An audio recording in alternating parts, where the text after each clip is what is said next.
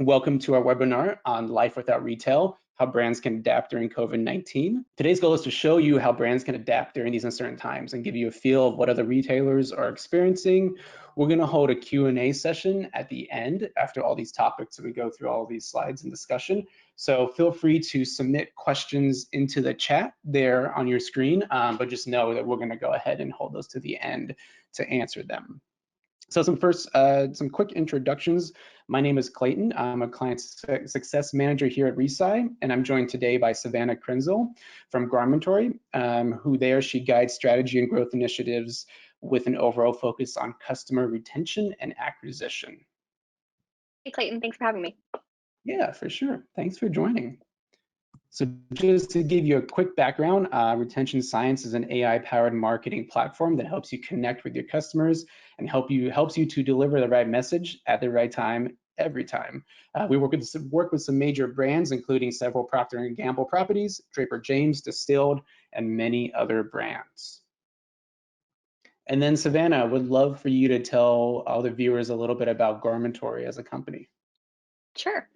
So Garmentory is an e-commerce marketplace for independent boutiques and fashion designers. We curate vendors focused on supporting economic, global, or environmental sustainability, and then connect them to our global audience.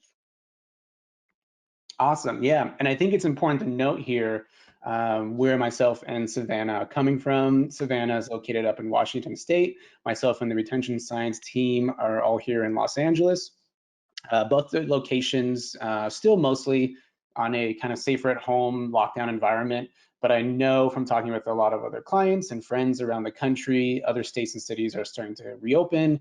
We all have kind of experienced the pandemic a little differently, but this makes me excited to talk with you today, and thankful that we could feature Garmentory and have yourself on this webinar because you do work with so many different brands and designers all over the world. So you definitely have a more macro understanding of the impact of the pandemic since it is such a global effect. So I think it was, again, great to have you and someone from Garmentory on for this. Yeah, excited to be here and share what we know. Yeah. Before we kind of jump into the meat of things, Savannah, I would love to hear a little bit more about how COVID-19 has affected you personally. I know you're working from home, in this time, have you taken on any new hobbies, any new TV shows, or something you hadn't really done before this? I mean, nothing new per se. I've mostly had to figure out how to arrange my home office to allow both my husband and I to use it at the same time. But mostly like everyone else, I'm playing a ton of Animal Crossings. Nice. Yeah, I've heard a lot of people doing Animal Crossing, home office stuff. I know personally I had already had a desk, so kind of a home office, but I had just moved into a new apartment at the start of March, and so spent a lot of time while I was at my desk working, thinking about like new pictures or where to put stuff in the apartment as I slowly got moved in. So it definitely gives you a little bit of time to focus on that stuff, which is kind of nice. Okay, cool. So we're going to go ahead and dive right into it. We're going to touch on three main points today. And the first one we're going to talk about is consumer behavior before and during COVID-19. So Savannah, prior to the pandemic, what were some typical behaviors or mindsets that the average Garmentory customer had when shopping for clothes or clothing accessories? Sure. So before COVID-19, we had done some customer interviews to get a sense of how our customers were shopping and what ultimately brought them to Garmentory. What we found were most people were looking for either a specific product or a specific designer and looking for the best price. They would also kind of consider which return policy was the best or which was the quickest delivery. I would factor into their shopping decisions. And then, of course, we monitor all of our performance with NPS scores to get a sense of how our customers are feeling about us. And right now, we still are leading in the industry with about an average of 75, but we're still watching it grow now that COVID has kind of hit and we're still seeing that traffic come in. Gotcha. Yeah, and you bring up some interesting points here. How important do you think it is for retail brands and e-commerce stores in general to get this feedback from their customers through interviews and different surveys?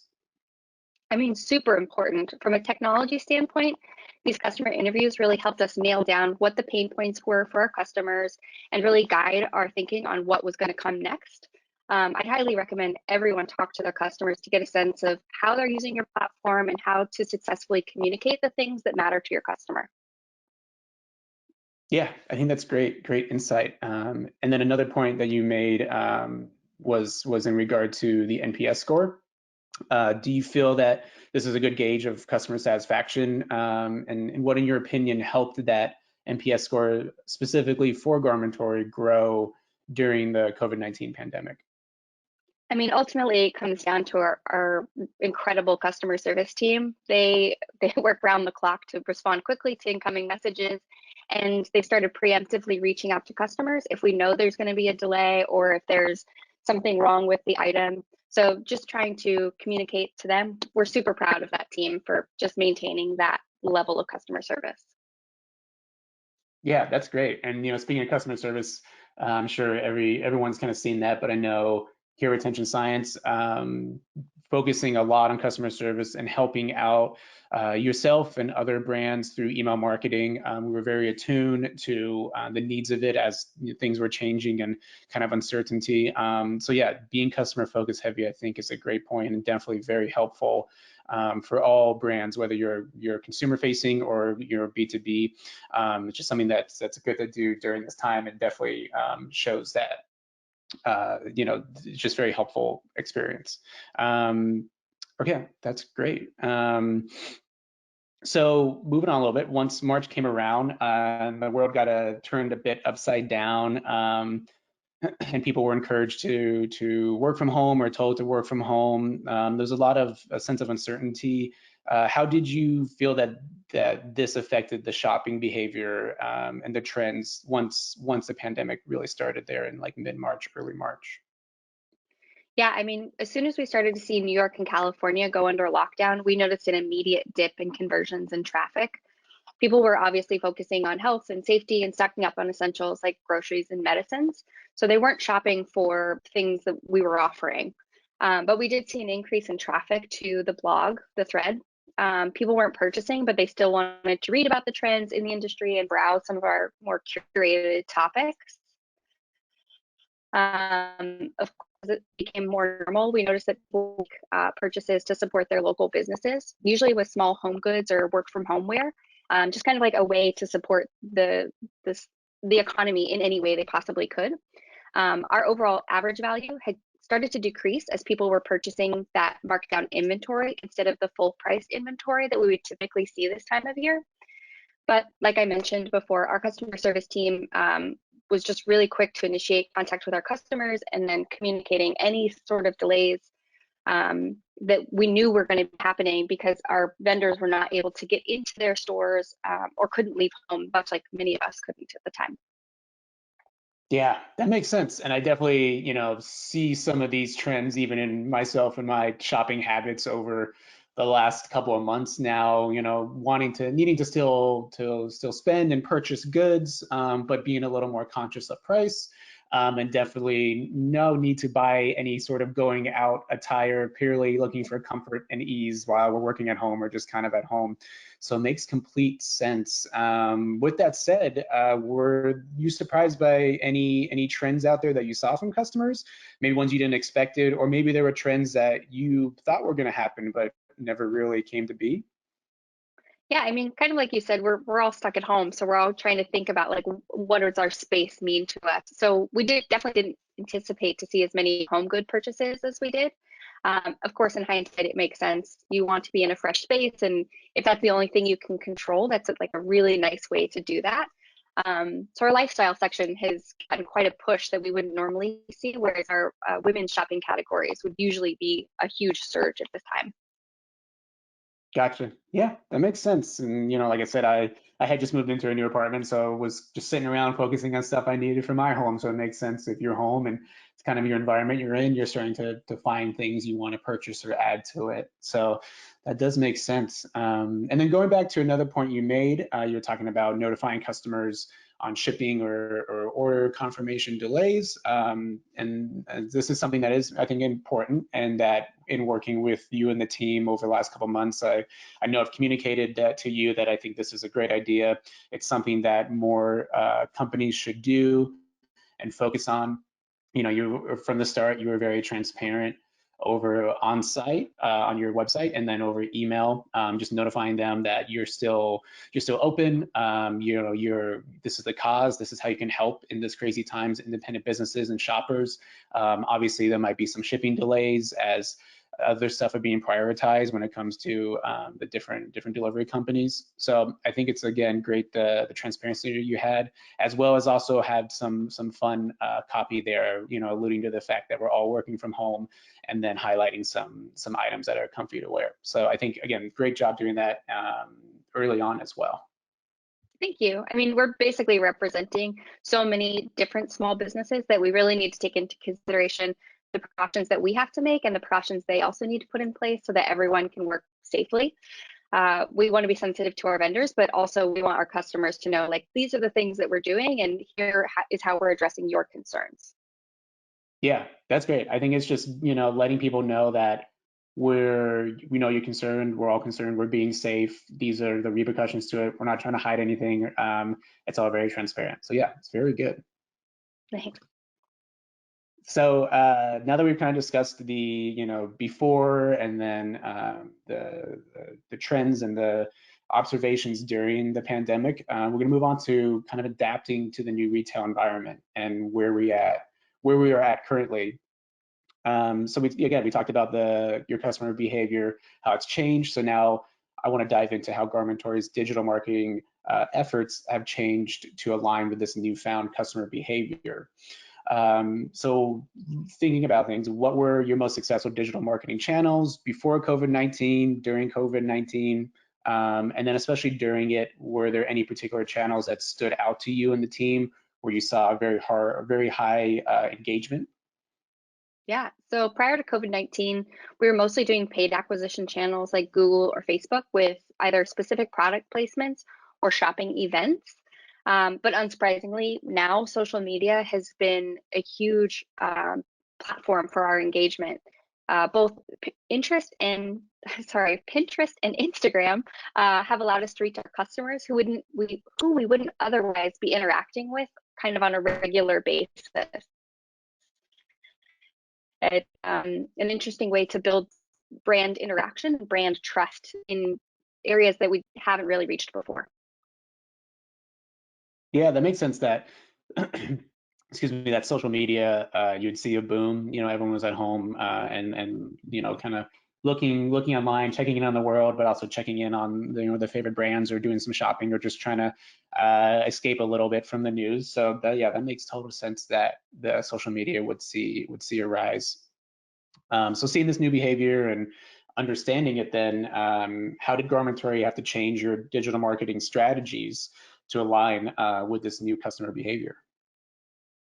So one thing we did notice is that there were fewer competitors paying for those paid acquisition channels. So rather than reducing our costs like a number of our competitors were doing, we were actually just able to kind of push that back into those channels and basically acquire customers at a lower rate, which is great. It allows us to reach more people with the same advertising dollars that we wouldn't otherwise be reaching.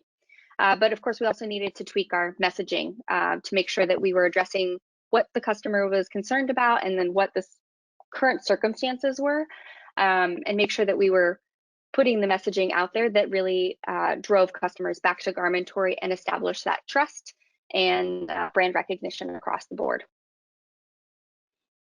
Yeah, that's good. I mean, that's great that you saw those trends and saw an opportunity for to move forward with the acquisition, and then also, like you said, changing the messaging within your digital marketing strategy makes complete sense. And then so now getting away from kind of the nuts and bolts of the strategy, in the past few months of working with your team, and what I just mentioned before about how some of the great content you had on site and then over email. There's been shifts in the marketing content specifically. I showed some examples from before, but would love for you to speak a little bit more on the content itself and kind of the shifting in and the strategy around it. Sure. For Garmentory, we basically rely on our ability to connect people to people. Our customers are looking for information and a connection behind the people creating these beautiful things. I think people just want more than a thing when they're making purchases through Garmentory. They want to support those small businesses. They want to support those designers that are doing something that they love. So kind of adjusting our messaging to make sure that we're actually putting the person at the forefront was really important for us. Yeah, that's great. And I think it worked really well for Garmentory. Just from seeing the content and speaking with you and the team on the overall reception from it, and the feedback from it, I know that you felt like it's done well. But furthermore, it's the data itself, I think, has shown that it was successful and it was a good shift to make. Looking specifically at the Garmentory numbers, we can see over the past 2 months that your revenue has increased. And then also to note that the overall email sends has decreased, the first bullet point there. So besides content, Savannah, would love to hear your thoughts on what else you think impacted the numbers that we're seeing here on the screen. Yeah, I mean, for us, we had already worked with you guys to kind of establish some automation and segmentation for our audience to make sure that we were sending messages to people who actually wanted to hear from us. And I think it became even more important during this period. Since we had a lot of that already set up, it really allowed us to kind of hone in on the messaging and figure out exactly what we needed to be saying and fill in the gaps of the places that we were missing, and then really just talk to the customers who still wanted to hear from us, as opposed to blasting everyone on our list. It really took a lot of that guesswork of how to communicate and which customers to communicate to give us a little bit of peace of mind.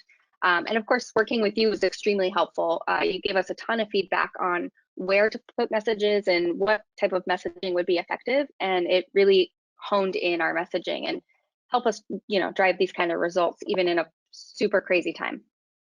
Oh, well, that's great to hear. I'm glad I could help. I love working with your team and really appreciate and love supporting the mission and the goal of Garmentory and what you do with small designers and boutiques around the world. So very, very happy to help. I think that's a great point. It's important to, during kind of a crazy time, a pandemic, a crisis, if you will, to focus on who you're sending the messaging to. There's a lot of messaging out there. So in this case, it's probably best to not just blast your entire list, but again, focus on just hitting and connecting with certain people who are going to be engaged and responsive to what you have to say.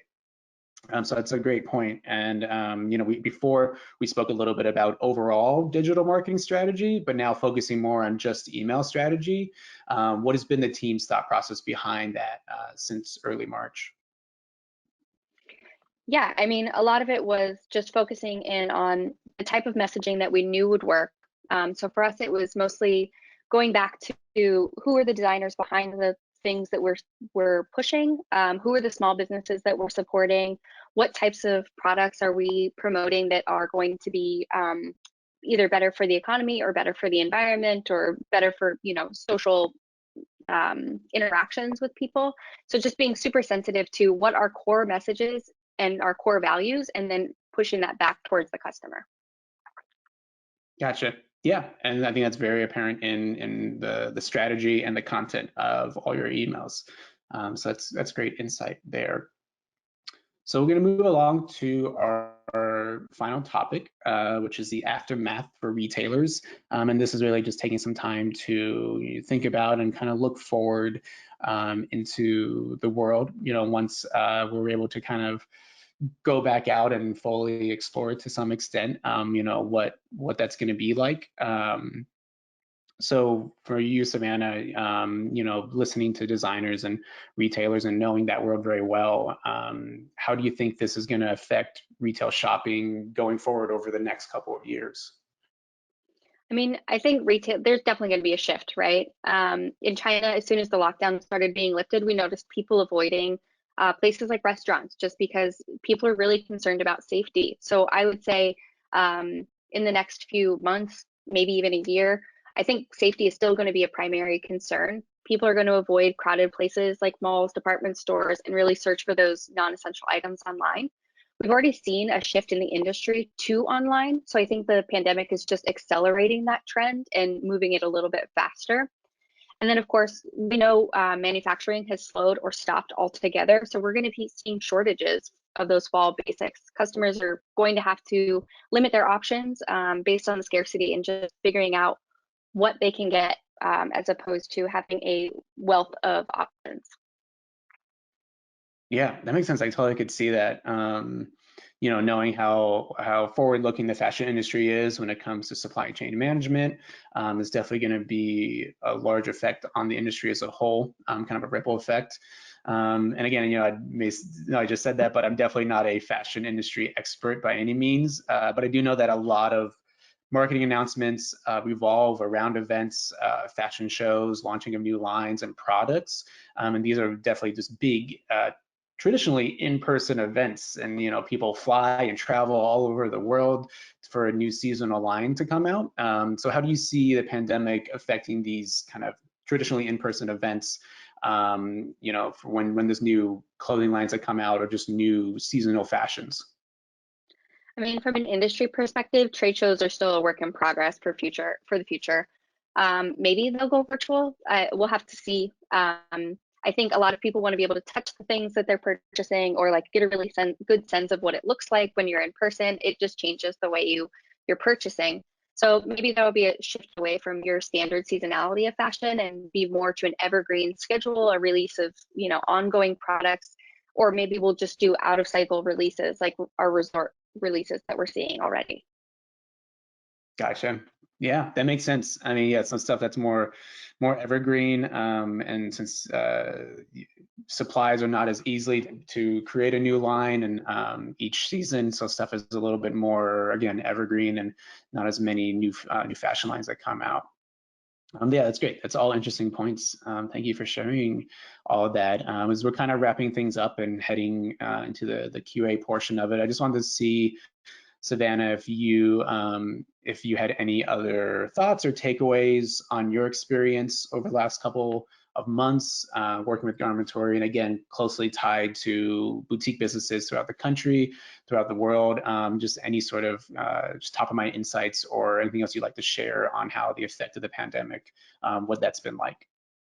Yeah, I mean, from what we've seen, people just want to be reassured that their concerns about the current situation are being how, I mean, for everyone, how are you addressing the social and economic well-being of your community? What are you doing that's resonating with your customers? For us, we know that being super authentic and tying everything back to our core mission and our values really resonated with our customers and helped us really focus in our messaging to make sure that we were putting out there what we wanted people to receive. Gotcha. Yeah, that makes sense. I feel like that's a good, kind of summary of a lot of stuff that we talked about today, and definitely what Garmentory has been doing as well through your email content and strategies. So yeah, I think that's a good summary and well said. Okay, awesome. So that kind of wraps things up, but we're going to go to our QA section of the webinar. So just to start things off, looking over some questions here. This is actually an interesting, question, and you mentioned like a virtual trade show, or kind of thinking again about what we were talking about, traditionally in-person events. Has this been something that you or the team or anyone kind of have lightheartedly discussed of, what, is that going to be something where I'm imagining like people wearing VR headsets, fashion reporters or designers or even like celebrities who go to that kind of stuff? Do you think that could be something that's realistic, where they're just putting on these VR headsets and they're watching virtual models like walk on a catwalk or whatnot? I mean, I think the technology is going to become a key part to this, and we'll have to see like how that actually comes out. I know for Garmentory, we're already kind of starting to look into how we can help our vendors basically get a hold of these things if they're not going to be seeing them in person, and how do we help support our designers, selling to those buyers and selling to those boutiques. Is it going to be something virtual where they are, wearing a headset and being able to like examine, an object a lot more in detail, or is it going to be, more like an online catalog where you're kind of just like flipping through a book? But in any way we can, we're going to support our clients. Gotcha. Yeah, that makes sense. I guess we'll have to just kind of wait and see what things are going to turn out to be in the next couple of years or so. You know, I definitely it's interesting. It's going to be interesting because stuff is opening up throughout the world and the country as well. But I feel like getting everything up to speed again as far as travel goes and people, you know, going off and traveling again for major events may take a little bit of time. So it will be interesting to see. Yeah, and I think there's a lot of feelings about, do you want to be out there and do you want to be in a big crowded space like that? So again, taking safety as like your primary concern, how do you make sure that those type of events and that type of gathering is still safe and making people feel comfortable in that type of situation? Yeah, yeah, a lot of factors to consider. It's not, sadly, it's not a simple solution or a simple like, oh, next month we're good to go. There's a lot of stuff to take in consideration. Absolutely. Yeah. And then getting a little bit away from retail specifically, but something that I'm sure a lot of people listening can relate to. For you and the Garmentory team, like being in a work from home environment, were there any specific challenges that you or the team faced, you know, maybe related to something within like a retail or fashion industry, or maybe just simply as anyone would experience working for a company working from home? I mean, I think for everybody, when you're used to working side by side with people, there's a lot of ideas that kind of flow back and forth without any specific meetings or scheduled things that happen. So you lose that a little bit when you're all separated and scattered. It makes that creativity a little bit harder to foster. So looking just for ways to still connect with your coworkers and make sure that you're listening to those people and getting different perspectives, because we're all kind of locked in our own bubbles sometimes, really has been important for us to make sure that we're still addressing our wider audience in an appropriate manner instead of just what we're seeing, you know, right in front of us.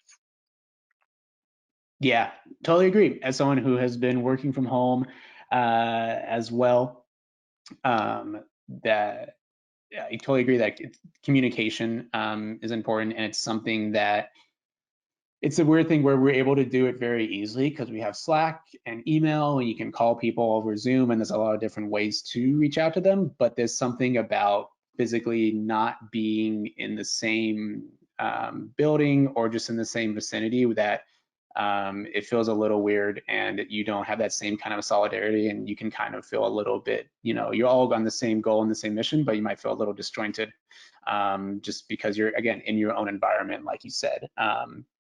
So yeah, that makes complete sense. Yeah, definitely pluses and minuses to working from home, but I don't know about you, but I'm definitely excited to be back in the office, hopefully sometimes, but we will see. Okay, cool. And then it looks like another question. This is kind of looking a little bit bigger and at other brands within the retail industry.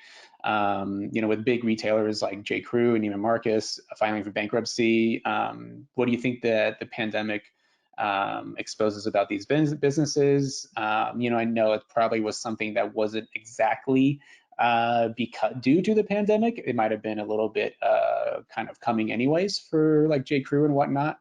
But yeah, do you think that, you know, knowing how like boutique, smaller retailers work and then looking at these larger ones, do you have any thoughts on kind of, yeah, the impact of the pandemic on these businesses? Yeah, I mean, we kind of touched on this before, but the retail segment, especially in fashion, has already been moving towards online for a while now. So I think these big businesses, you know, declaring bankruptcy and having to shut their doors, it's just an accelerated piece of that process.